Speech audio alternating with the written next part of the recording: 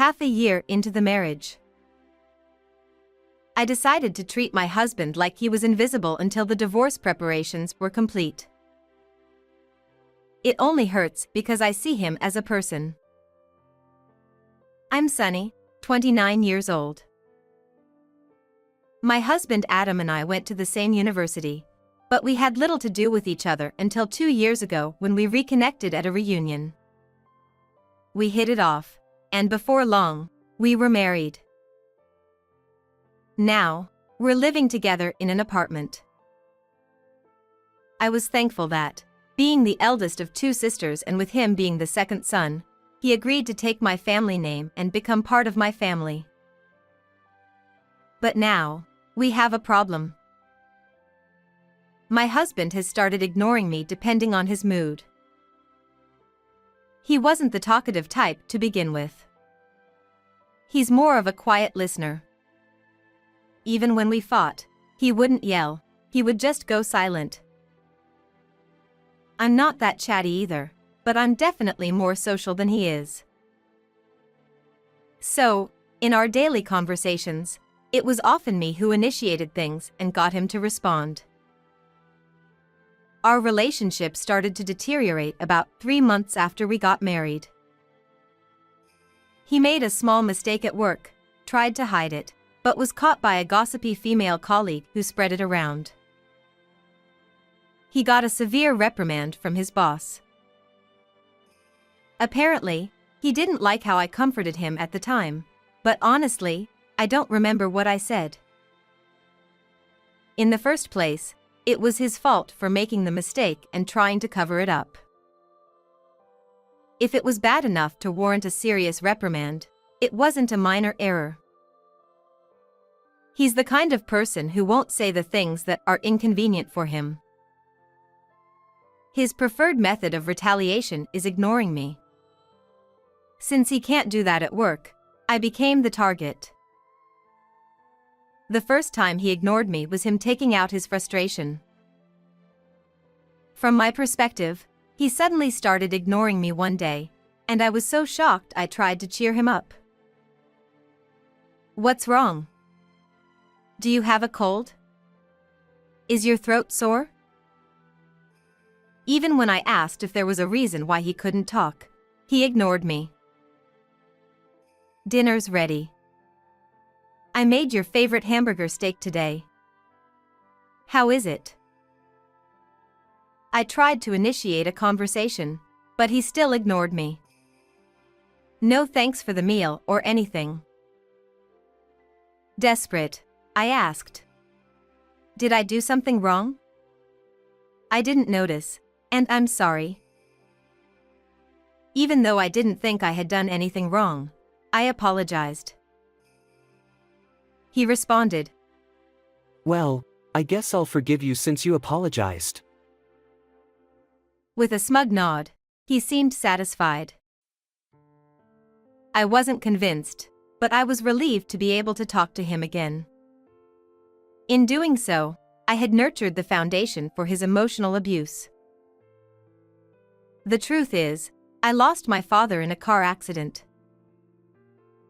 It was the winter of my second year in high school, and I was going through a rebellious phase. The night before, I had argued with my father over something trivial, probably something about my phone bill being too high, or how he threatened to take my phone away if I didn't focus on my studies. "You're so unfair. I hate you." I said terrible things to him. Looking back, I know I was in the wrong, but I was young at the time. The next morning, even though he spoke to me, I ignored him. When he left for work and said, "I'm off," I didn't reply. I was still angry at him for not understanding my relationships. Little did I know that moments later, my father would be hit by a car that had slipped on the icy road. I never imagined that our argument would be the last conversation we'd ever have. When I saw my father, who would never speak again, I couldn't stop crying. I trembled, thinking I should have just apologized instead of being stubborn. The father I had spoken to yesterday was now lying cold in front of me. I wished I had at least said, "Take care." That's why I can't stand being in a fight with someone important to me. It terrifies me. I'm not a saint, and of course, there are times when I clash with others. But when we fight at night, I want to make up by the time they leave for work the next morning. I want to say, "Have a good day," with a smile. I never want to experience that kind of regret and pain again. Carrying a fight into the next day is something I can't tolerate. That rule had become non-negotiable for me. But my husband doesn't have that kind of trauma. His parents are still alive, though they've been somewhat hands-off since he's the second son. He's never lost anyone close to him. My desire not to carry a fight into the next day is entirely my rule. I've told him about my father many times and how I don't want to fight through the night, but in the end, he doesn't care how long the fight lasts as long as he's still angry. He, on the other hand, learned that no matter how much he irrationally lashes out at me at night, I'll always be the one to apologize by morning. He never raises his hand. He's never physically violent, but he ignores me. And when he ignores me, I become anxious and try to cater to him, trying to make him feel better. Even though I don't think I've done anything wrong, I feel unsettled and start questioning myself. Maybe I said too much, or maybe I hurt him without realizing it.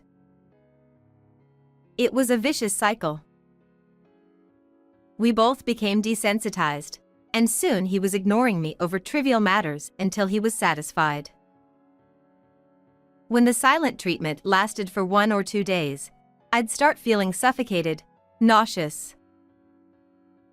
My heart would race, and I'd break out in a cold sweat, my vision spinning. My stomach would hurt, and I'd lose all appetite. In the worst cases, he'd ignore me for an entire week, and I felt like I was having a nervous breakdown. "I'm sorry, please. Don't ignore me anymore. Please forgive me." That's not enough. You're not sincere. I apologized over and over until he was satisfied. I felt like my mind and body were being torn apart. But at least he wasn't ignoring me anymore. He was alive. So I thought, well, that's okay. I must have been completely out of my mind. The wake-up call came from my father. As his memorial service approached, my mother contacted me about the upcoming 13th anniversary. It was supposed to be a small family gathering, but since my husband was now part of the family, my mother invited both of us. However, by this time, my husband had fully turned into a tyrant. Ugh, it's such a hassle. I never even met your father, so it's not like it has anything to do with me. Why don't you go alone? Okay. I agreed obediently because I didn't want to upset him. He wasn't physically violent, and I thought things would be fine as long as I kept enduring it. When I arrived at my family's house alone, my sister took one look at me and gasped. "Sis, what happened to you? You're way too skinny. You didn't do this on purpose, did you?" Her face was pale. My mother was also shocked. "What happened? Didn't your husband say anything?" Their concern brought me to tears. Now that I thought about it, the morning clothes I hadn't worn in a while did feel looser, but I didn't realize how much weight I'd lost until they pointed it out. And my husband hadn't said a word about it. When I slowly explained what had been happening, my mother and sister were furious. I can't believe this. He knows how traumatized you are by your father's death, and he still treats you like this? He's a monster. If you're going to divorce him, now's the time, before you have kids. Their anger and sympathy helped heal the wounds my husband had inflicted on my heart. If Dad knew you were going through this, he'd be so mad. I'm furious too. There's no way I can forgive him. But he's never hit or kicked me. It's not like he's violent. I found myself instinctively defending him. Hurting you with words is still violence. She said it firmly. The argument you had with your father that night and the way your husband ignores you are completely different things. What he's doing is domestic violence, plain and simple. You don't have to put up with it at all.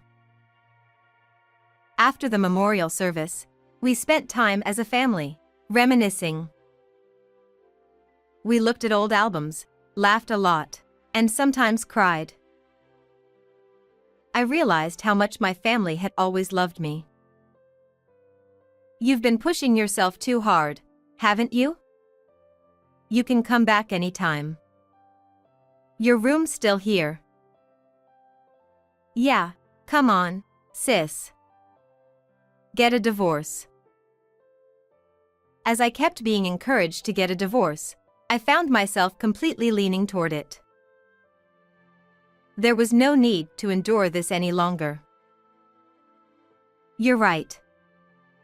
It's ridiculous that I kept trying to please someone who doesn't care about me. I must have been such a fool. I'm going to leave Adam. I started moving forward with the divorce.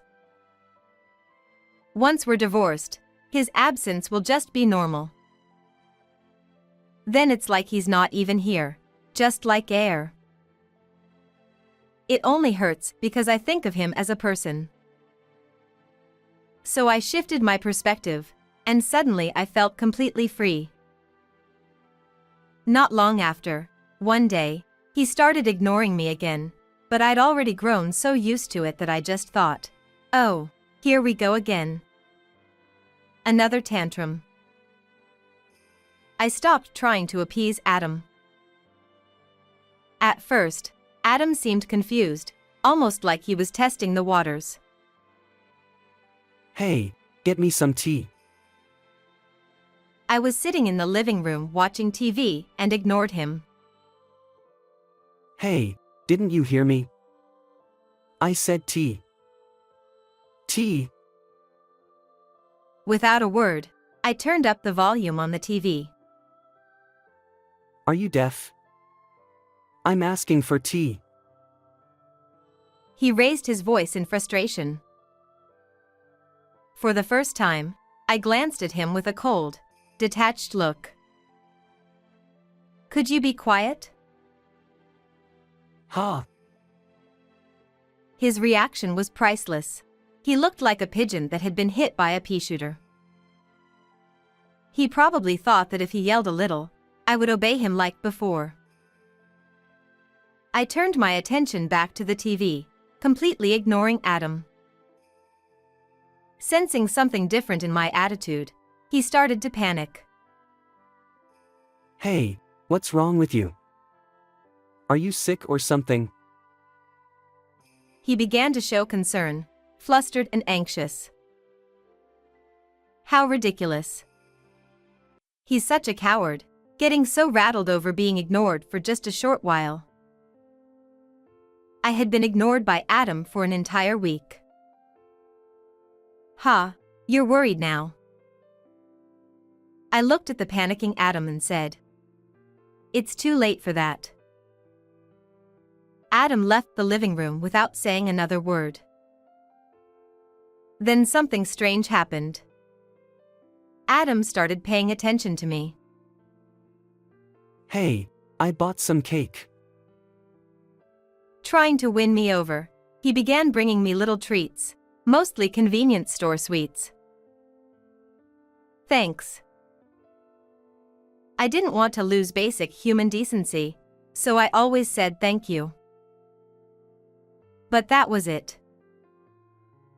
I put the cake in the fridge and ate it when he wasn't around. We didn't sit down to have tea together or share the cake. I still cooked meals like usual, but I stopped calling him when dinner was ready. Before, I would say things like, "Dinner's ready," but I didn't bother anymore. And then, strangely enough, Adam started talking to me again. Thanks for the meal. This is good. Each time he spoke to me, I would glance at him but say nothing. A few days later, Adam suddenly handed me a bouquet of flowers, looking awkward and embarrassed. It wasn't my birthday or any special occasion. Maybe he thought that giving me flowers would fix things. As if it wasn't too late. I gave him a quick glance. Thanks. That's all I said as I took the flowers. Hey, isn't there something more you want to say? He looked flustered, but I just shrugged and left him standing there. A few more days passed, and the divorce preparations were complete. I finally spoke to him. Would you like some tea? Adam smiled, clearly pleased. Oh, how thoughtful. Thanks. He eagerly sat at the table. I quietly placed the divorce papers alongside the tea. Adam's expression changed instantly. What's this? What do you mean? Can't you tell? You've been treating me like I don't exist, so I thought I'd grant your wish and disappear. I'm sorry. Adam dropped to his knees and bowed, begging. But his apology didn't touch me at all. You know, it's too late. I was wrong. I won't ignore you anymore. Please forgive me. I love you. He rubbed his head against the carpet, desperately apologizing. Maybe Adam was genuinely sorry. But it was too late. I had told him countless times how much I hated being ignored, even sharing the story about my father. He chose to ignore me anyway. Now you understand, right? How painful it is to be ignored. I still spoke to you and did the housework, even while you ignored me. But you did nothing. Ignoring someone means you despise them and look down on them. So how am I supposed to believe you when you say you love me and want forgiveness? Why would I still love you? Adam broke down in tears, but I ignored him. Even though I disliked him now, there was still a tiny part of me that felt guilty about ignoring someone who was crying. But Adam was the kind of man who could ignore me just to vent his frustrations. If I forgave him now, he'd probably do it again. Why? I didn't do anything that bad. You're blowing this way out of proportion just because I didn't talk to you for a bit. He pleaded through his tears, but his words sent chills down my spine. To Adam, ignoring his wife for a week wasn't a big deal. I was so glad I decided to get a divorce. Our values were too different, and eventually, we would have divorced anyway. So it was better to end things sooner. I wasn't about to keep getting hurt just because of his mood swings. Hurry up and sign. From now on, we'll communicate through the lawyer about things like dividing the assets. Oh, and I'll be asking for alimony, so keep that in mind. Only then did Adam realize I was serious. too late, though. And I doubt he truly understood the damage that ignoring someone can do. But it doesn't matter anymore. We're getting divorced, and soon, we'll be strangers. I'll keep ignoring him. With tears and snot all over his face, Adam finally signed the divorce papers. And just like that, I divorced Adam, the man who ignored me. Thanks to the lawyer, we divided the assets, and I received the alimony as promised. Since he had married into my family, we annulled that, and he went back to his original surname.